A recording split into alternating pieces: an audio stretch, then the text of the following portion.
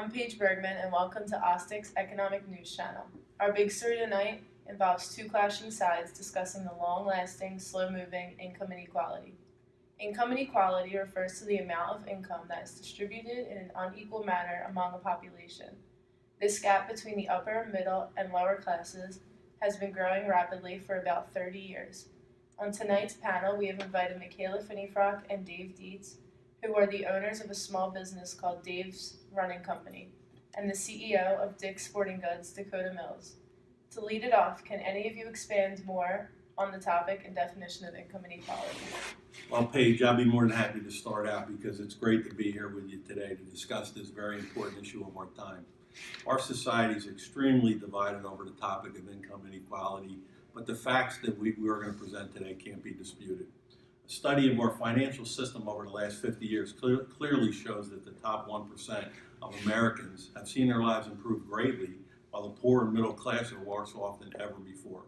Many middle-class Americans believe this income inequality is a problem just for the poor, and the facts don't really back that up. The shrinking middle class in this country is becoming a very big problem that we all have to deal with. The strength of the country has always been the free enterprise system, our middle class, and the American dream of a house, a good job, and being able to support a family was a reality. But this reality is disappearing quickly, along with the middle class. And we need to wake up to this reality, because while it's the growing number of poor in this country that I believe are becoming unrestful, it's my belief that the middle class is next. Dave, do you really have any facts to back up that statement? Well, let's talk about these very important points. CEO compensation since 1978 has risen 997%, while private sector workers have only risen 10% in the same time period. In 2008, 8 ultra-rich executives made more money than 3.6 million Americans combined. The top 1% of wage earners held 35% of wealth in America, while the bottom 80% hold only 11%. The United States has such an unequal distribution of wealth that in global rankings it falls among the world's kleptocracies, which are governments that have a severe and systematic problem with officials or the ruling class. When would you have ever heard the word ruling class in the United States of America?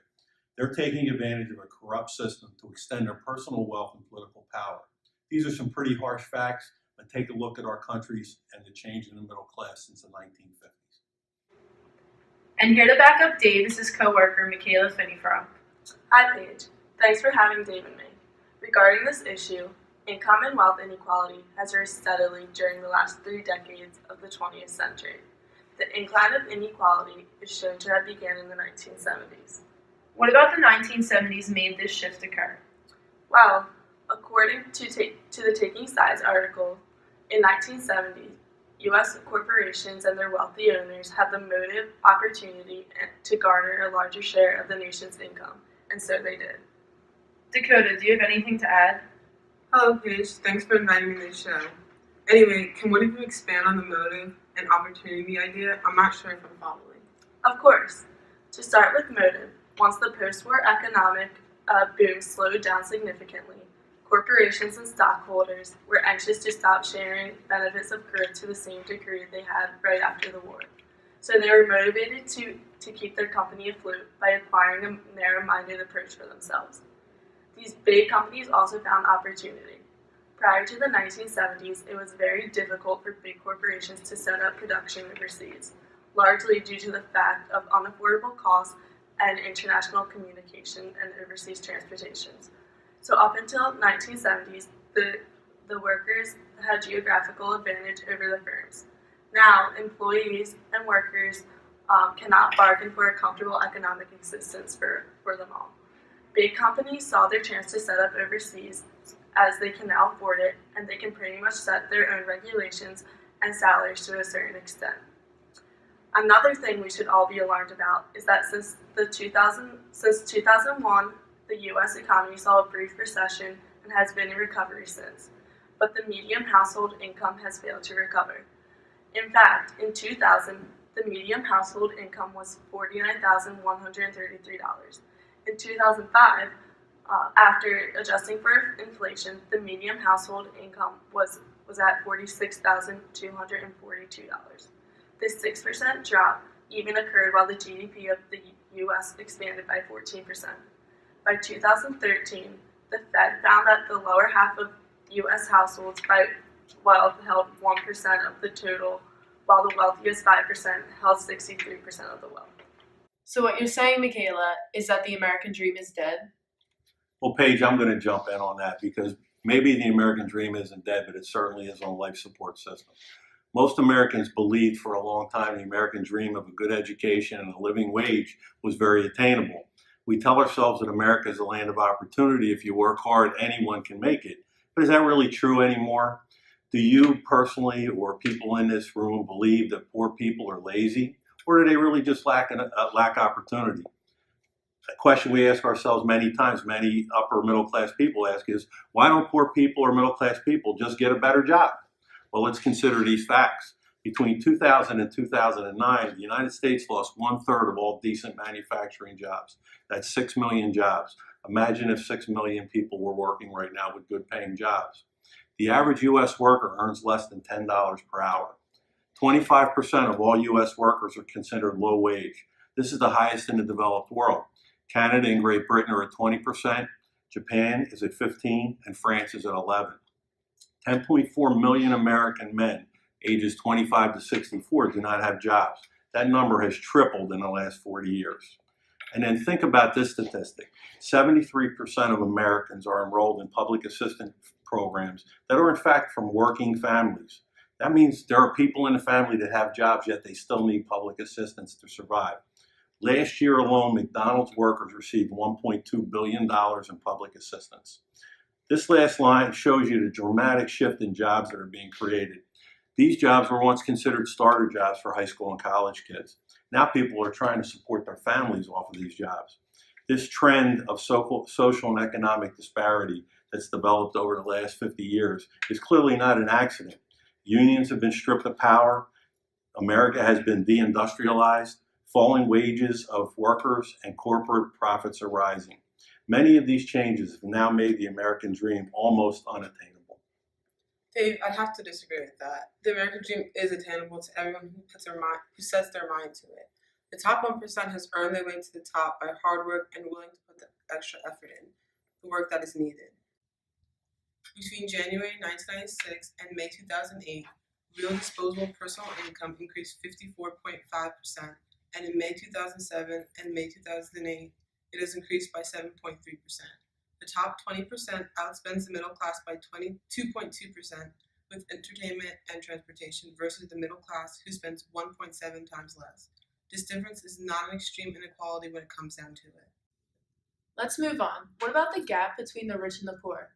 Does the gap continue to rise? Income inequality in America is real and will continue to rise if action is not taken. The gaping hole between the rich and the poor in the USA is one of the worst in the world.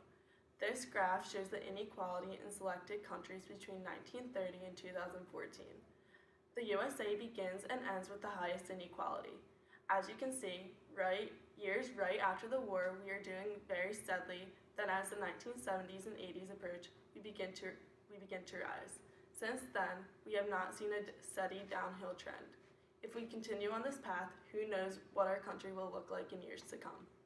Let's watch this short clip to help clarify just how bad the income inequality in America truly is. Here's socialism, all the wealth of the country distributed equally. We all know that won't work. We need to encourage people to work and work hard to achieve that good old American dream and keep our country moving forward. So, here's that ideal we asked everyone about. Something like this curve. This isn't too bad. We've got some incentive, as the wealthiest folks are now about 10 to 20 times better off than the poorest Americans. But hey, even the poor folks aren't actually poor, since the poverty line has stayed almost entirely off the chart. We have a super healthy middle class with a smooth transition into wealth. And yes, Republicans and Democrats alike chose this curve. 9 out of 10 people, 92%, said this was a nice, ideal distribution of America's wealth. But let's move on. This is what people think America's wealth distribution actually looks like. Not as equitable, clearly, but for me, even this still looks pretty great. Yes, the poorest 20 to 30% are starting to suffer quite a lot compared to the ideal, and the middle class is certainly struggling more than they were, while the rich and wealthy are making roughly 100 times that of the poorest Americans and about 10 times that of the still healthy middle class. Sadly, this isn't even close to the reality. Here is the actual distribution of wealth in America. The poorest Americans don't even register. They're down to pocket change, and the middle class is barely distinguishable from the poor. In fact, even the rich between the top 10 and 20 percentile are worse off. Only the top 10% are better off. And how much better off? So much better off that the top 2 to 5% are actually off the chart at this scale. And the top 1%, this guy, well, his stack of money stretches 10 times higher than we can show. Here's his stack of cash, restacked, all by itself. This is the top 1% we've been hearing so much about. The problem is that obviously big corporations do not view it like this. They believe they help create jobs and opportunities for lower class workers so that one day they can rise up to the upper class. Right, Dakota? Income inequality and limited mobility acts as incentive for people who create wealth, innovate, and take risks. With more education and job opportunities, people with lower income can have a chance to make their way to the top 1%, if not 20%. Another thing we need to focus on is lowering taxes and not wasting our resources that provide energy such as oil and gas. Well, you see, this graph here, called the Great Gatsby Curve, compares mobility and inequality between selected countries in the world. On the y-axis is mobility, and on the x-axis is inequality. The United States is number 2 in the least mobility and number 1 in income inequality. So this clearly shows that as you increase income inequality, the greater the immobility.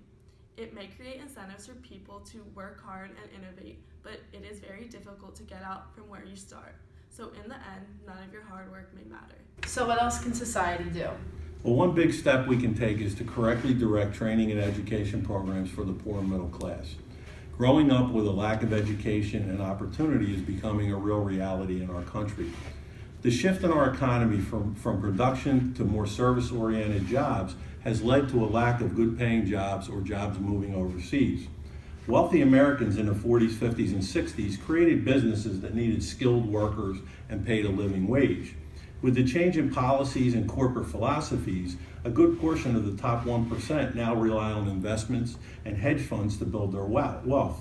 This strategy isn't one of job creation, and training programs are outdated and no longer prepare younger workers for the jobs that are available in today's market. When it comes to household income, all households are not the same oversize. Over the past few years, the number of people in houses have decreased due to divorce and fewer children in family. In the graph shown, it indicates that divorce rate increases as marriage rate increases as well, proving my point that divorce is very big in America.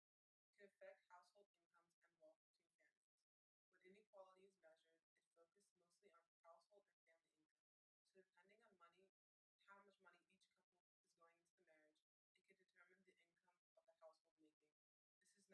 This is not a good way to measure income. Dakota, what is the way out of this falling economy?